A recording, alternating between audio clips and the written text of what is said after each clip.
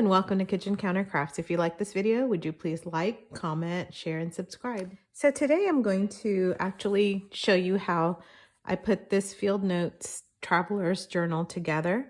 And I have another video, and I have the link in this video on just a walkthrough of it. It's a very quick, about 6-minute walkthrough, and I'm gonna just get right into it and show you how I put these pieces together. So one of the first things you want to do is to gather up some just materials to make the inserts for this type of a journal, because the beautiful part about this is that you have the cover on this, and then these just go inside it, and then they can be taken out. So you can remove each of these inserts, and then when you're done writing, you can have that. And there's 3 of them here, so that if you're actually taking a trip, you can fill each one out for the leg of the journey, or you can use one for art and one for notes, or however you want to use it. So that's really kind of the point of having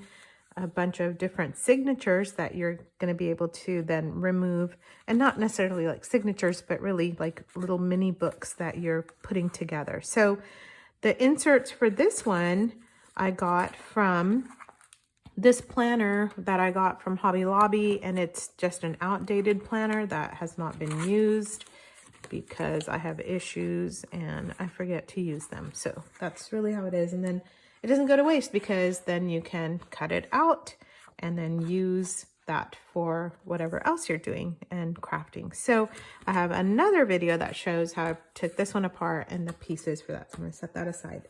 So in case you're wondering, like, what size do you make this? How do you make this? That's entirely up to you.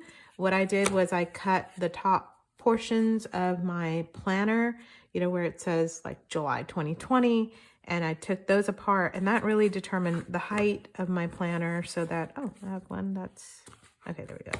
And so then I just cut some cardstock to kind of go around it. Actually, I think it goes this way, yes. So that I have enough kind of around the area, and that's way too much. I'd probably trim that down a bit. But you have cardstock that's determined by your paper size.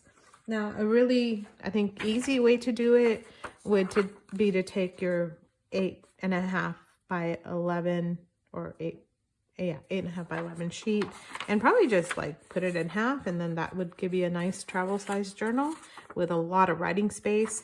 But if you don't want to do that, you can even divide this into thirds, and then you have that kind of look towards the size for that. So that's just another way to determine it. In other words, there's no right or wrong. You just kind of pick whatever way you want to do this. So for me, again, I have the planner pages.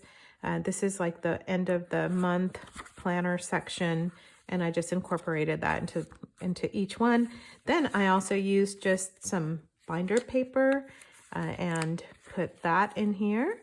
And then I have a envelope that I got out of junk mail, and then I'm going to just glue this so that it's nice and sturdy. And I just did this as a fold out page on the back of this. You don't need to do that. It just gives it a little bit more strength, because the binder paper is just very, very skinny and doesn't give you much to hold on to. So that's the middle insert. I have this one too that I'm making for that other one, because it has blues in the planner pages. So I thought the graph paper would look really nice with that. So I just cut some graph paper to the same size, folding that over. So this one has the binder paper. I may put some graph paper in that one too. And then in this guy, I have the same things. So this one is all the planner pages, but this one has some blue sheets and then some graph paper in there. And then this last one here is mostly all lined binder paper. So up to you. Again, just however, what you have laying around, whatever you want to put in there. The idea is to have 3 mini notebooks that you can put inside your little travel notebook, travel journal. So a couple things that you might need. I'm just going to do one of these so that we can move through this video And that is a big, huge knot. That's not good. Okay, that's not good. Okay, yeah, nobody else is laughing over here.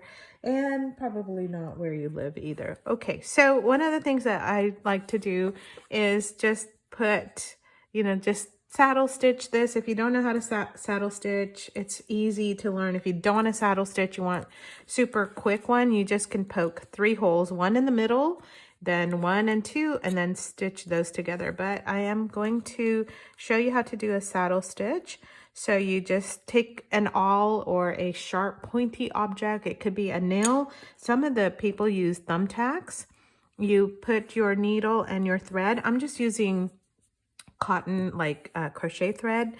A lot of people, like the professionals, they say use wax cotton for bookbinding, and that's always a good idea too, because it just moves through your stuff faster. Okay, and then about 1 inch on both sides, so I'm going to call that 1 inch. I'm not measuring. Big shocker. Okay, so you're leaving a little bit of a tail, maybe 2 inches here. I hold it with my thumb, so that's how I know like how long of a tail to leave. And then you go back in through this hole. Easier said than done. There we go. Okay, so you went in through the center and then back towards this. Now I'm going to go this way. If you just want to do 3 holes, you would go back in through here, poke another hole, come back and tie it off. But I'm going to do another hole here. Okay, and then go in through here. So what you're doing, just so you can visually understand, is you're doing a figure 8. You're going in, out, back, this way, okay?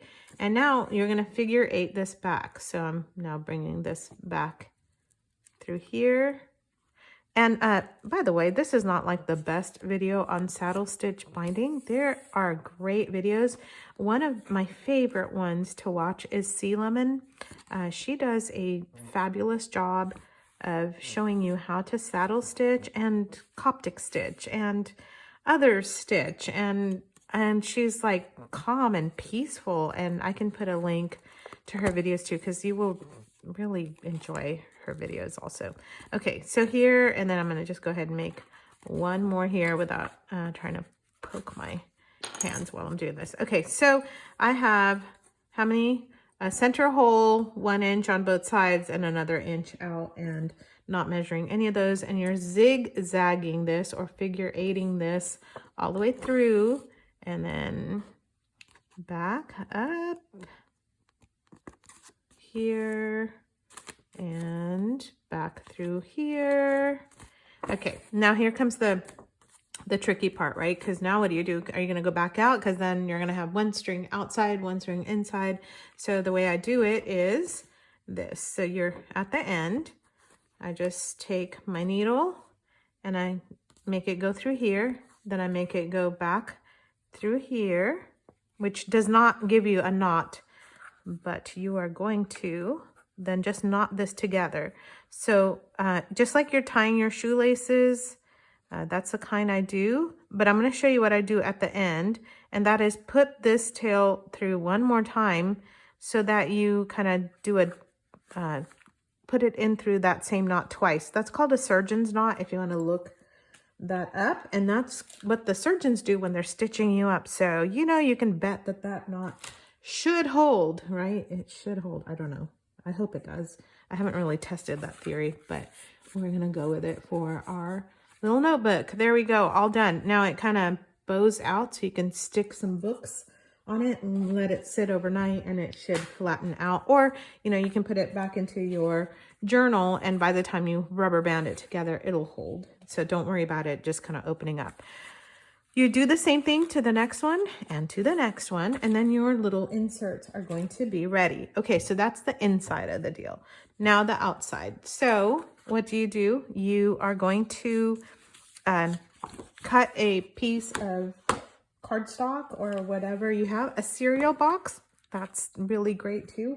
And you are gonna, open up this and then put this on there. Why is that so massively big? Okay, I don't need it to be that big. I want an overhang on there. Was this one this big? Yeah, I guess it was.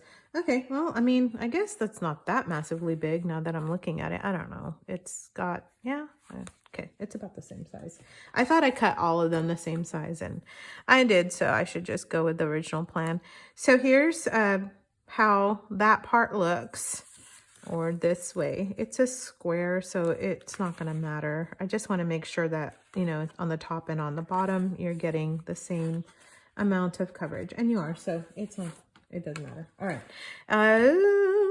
let's see, grab some fabric, and what I did was I got this stuff that's awful, and I think it's a curtain liner, so it's like just for the backing of curtains, and so that's why it's got this kind of icky, scratchy noise to it, so I wouldn't be using it for anything else.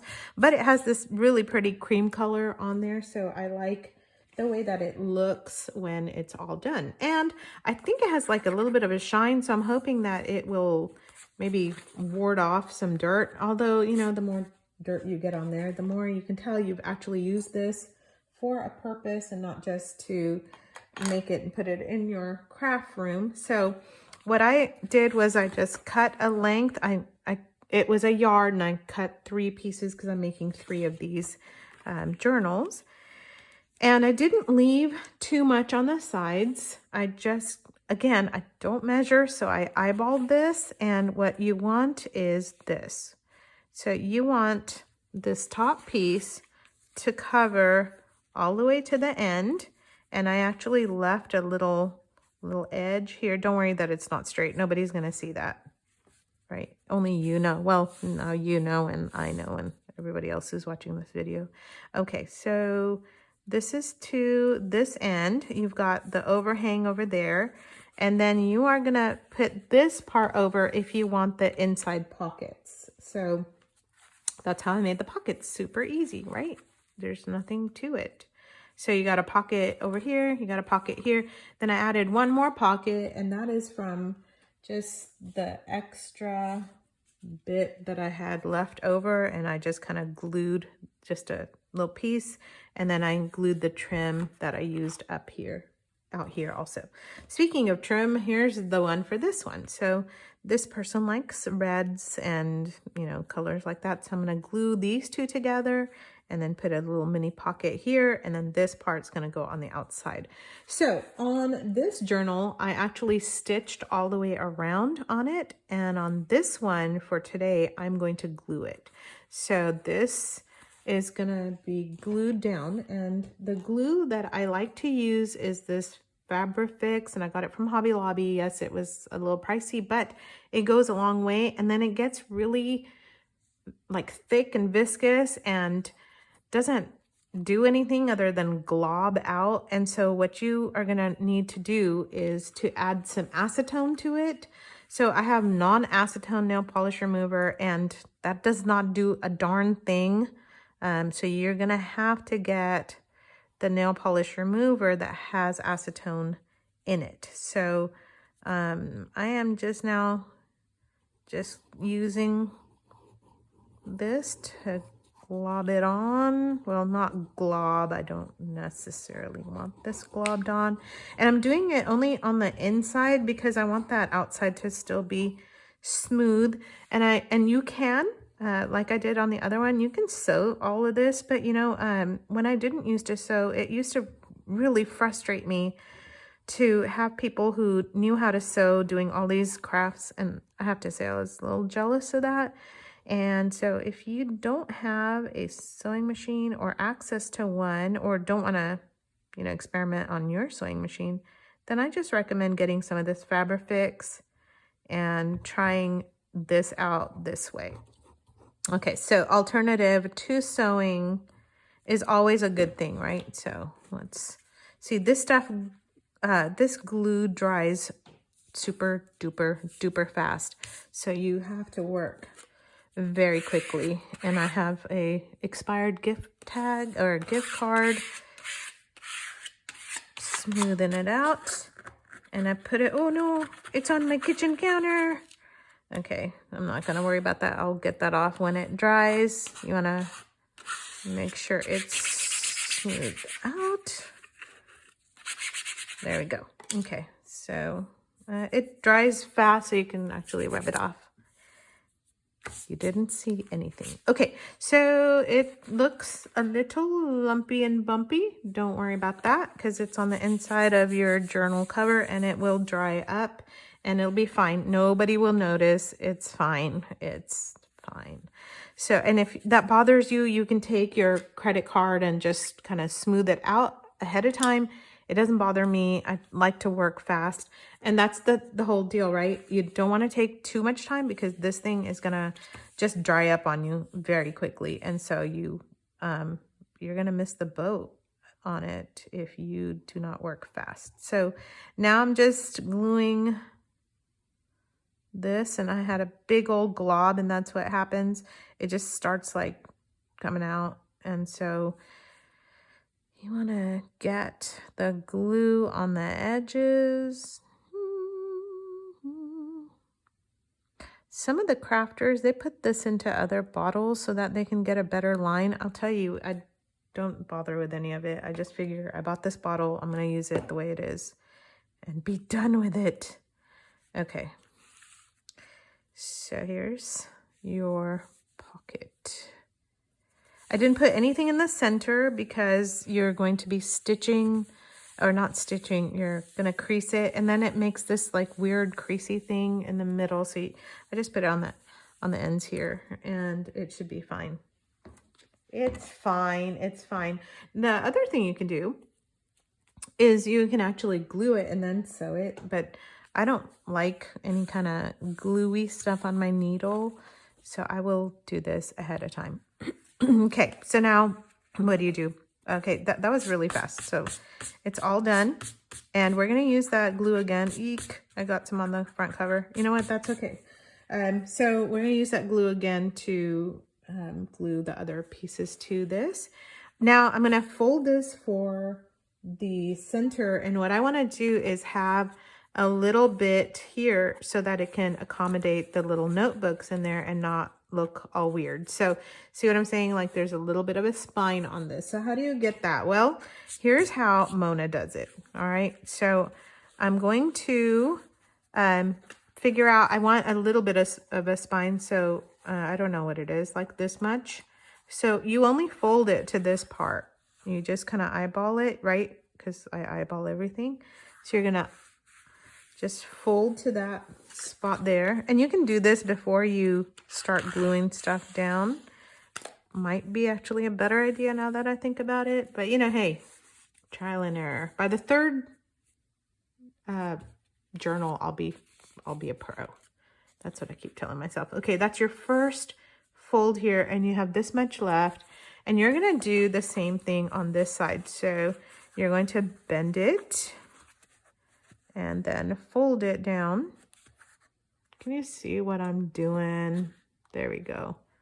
Okay, so I'm leaving just a little bit of an edge here and I'm creasing that down. And you can use anything that you have handy to make that crease. All right, so I folded it this way here and then look, ta-da, you get this, where is it? There it is.